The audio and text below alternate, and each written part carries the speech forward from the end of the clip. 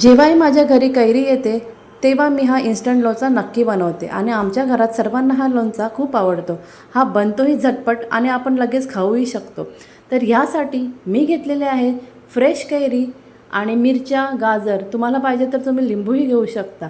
आणि मसाल्यांमध्ये मी घेतलेला आहे राई पावडर, बडीशोप, जीरा.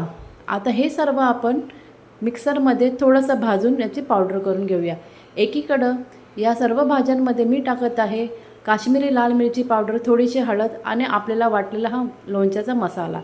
आता याला नीट मिक्स करून घेऊया आपण.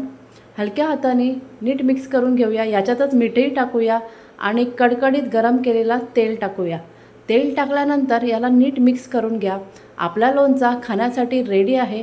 याला प्लॅस्टिकच्या किंवा काचेच्या बॉटलमध्ये थोडीशी कोळशाची धुरी देऊन ठेवली तर याला चव खूप छान लागते. आता मी हे बॉटलमध्ये ट्रान्सफर करत आहे आणि आपला लोणचा खाण्यासाठी रेडी आहे. नक्की ट्राय करा ही रेसिपी.